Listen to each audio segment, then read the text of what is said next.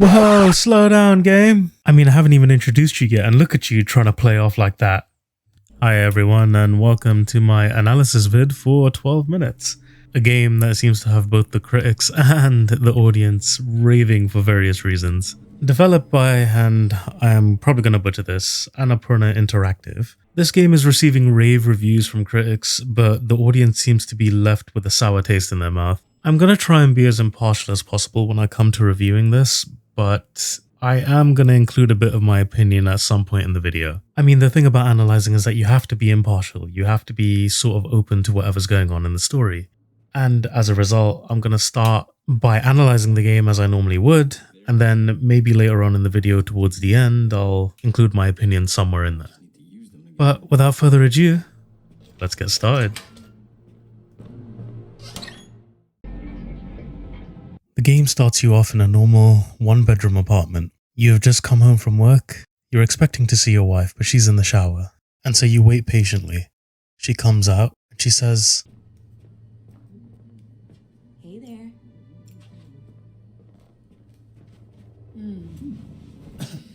I didn't hear you come in. Best night ever. Guess who made dessert? Let me know when you're in the mood.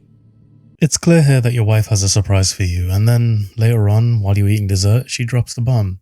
I'm pregnant! We're having a baby! What? Wow! Yeah, wow. She's pregnant. You're about to have a wonderful baby together. To celebrate, she made dessert, and now she wants to dance with you.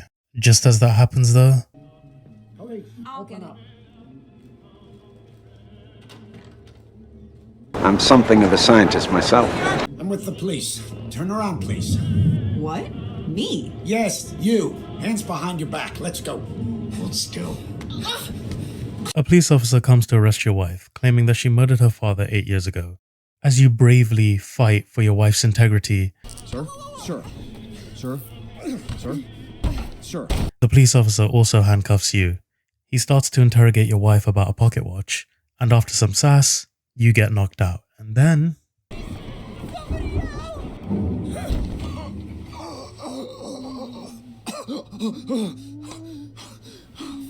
Oh, fuck, that was brutal. Oh, God. You're okay. You're okay. What? confused? Yeah, I was too. This is the game's primary mechanic. Look, I know this sounds weird, but the day's repeating itself. Uh-huh. A time loop where, based on your interactions, you uncover more and more of the mystery of why the police officer is after your wife. Mechanically, the game approaches this concept through dialogue options, as well as the various interactions you can have with the apartment to try and uncover more information. The game design approach here isn't anything new. In fact, the approach has already been done and made famous by one Telltale Games, focusing more on a decision-based experience over a combat, action, or exploration experience. Strengthening and personalizing a story through the decisions that you make through the interactions you have and how you interact with the world. The issue with this though is that the time loop is pretty constant.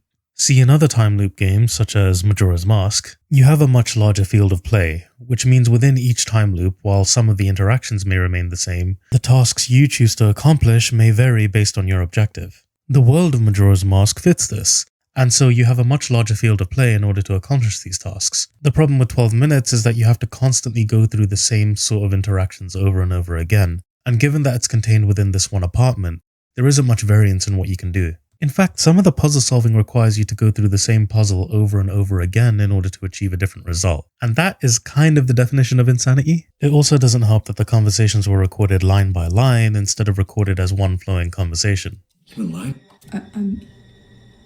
Yeah. What else could I do? If you found out who I really was. I just didn't want to lose you, that's all. But here we are. God damn it. Hey, God fucking damn. I need to think about this.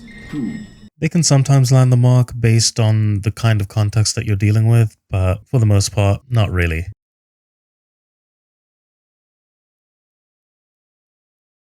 And now onto the story. I mean, this is the bit that's really divisive for critics and for gamers alike. And like I said, I'm going to analyze it first and then maybe give my opinion towards the end, okay? I'm just going to put this out there, short disclaimer, I do not condone any of the actions taken by any of the characters in this game. I am simply analysing why and what.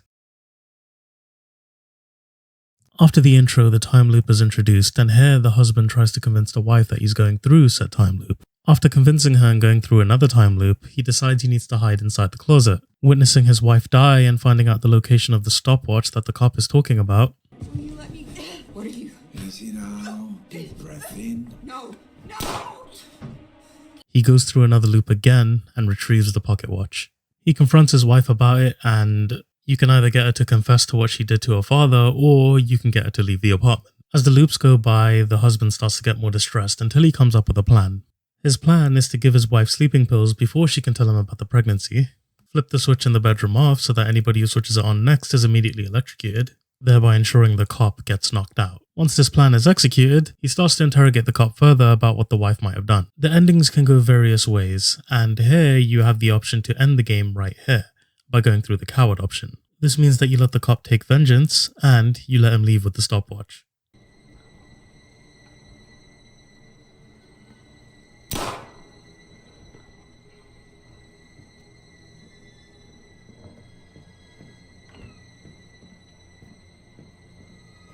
I need a phone. Where's your phone? Here. Here's what's going to happen. Okay. I'm going to dial 911.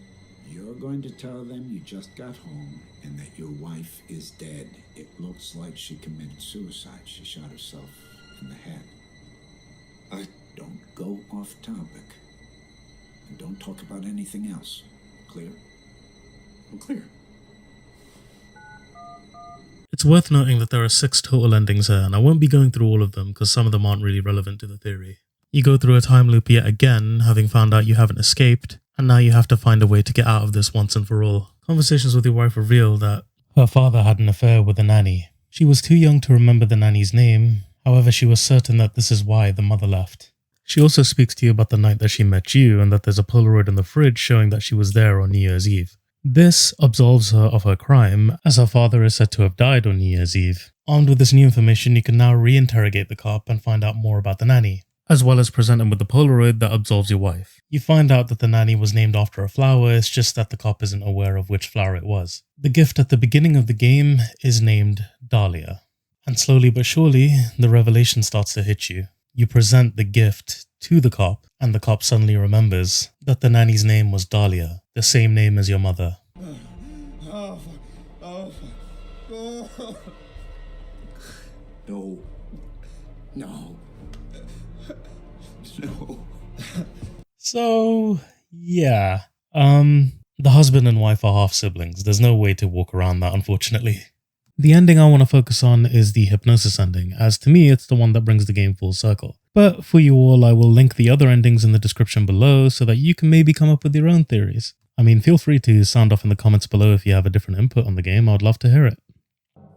Hey, there he is. You're back.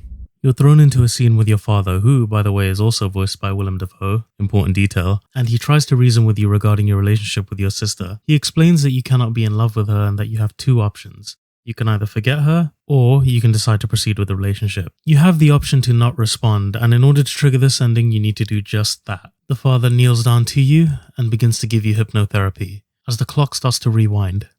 Now, I know what you're thinking. How the hell does this bring it full circle? Well, it's what it implies. The hypnotherapy that he's giving you is designed to make you forget about your sister, to make you feel repulsed by her.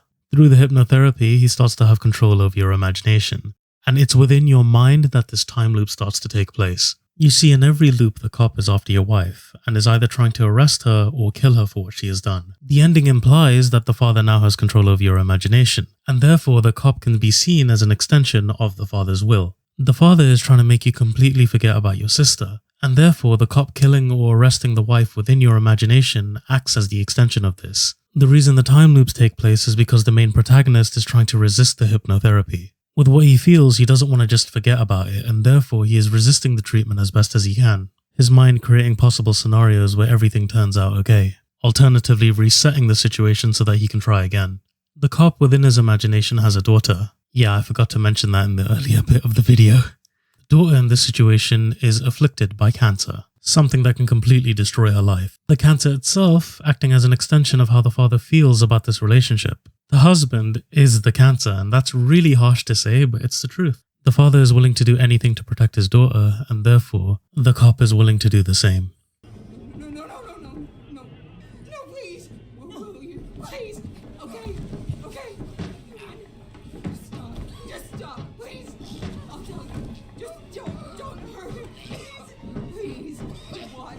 It's in. I did not like this game. The taboo subject of it all really sort of left a sour taste in my mouth as well. The twist felt like it was there mainly for shock value over anything else, and this is not something I can really endorse. It felt a bit like how Last of Us 2 just killed Joel suddenly. Don't get me wrong, I respect the hell out of developers that want to get their vision done and completed the way they see it, but it is a product, and it needs to be judged to the same standard any other narrative would be judged at. I liked what the hypnosis ending really implied, that felt very psychological, but the reasoning behind it felt, at best, there for shock value. Overall, not my cup of tea.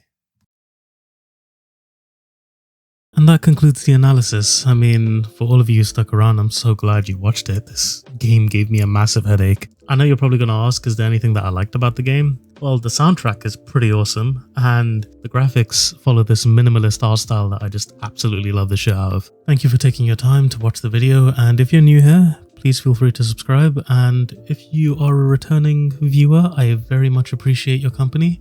Thank you so much for watching, and I'll see you on the next analysis video.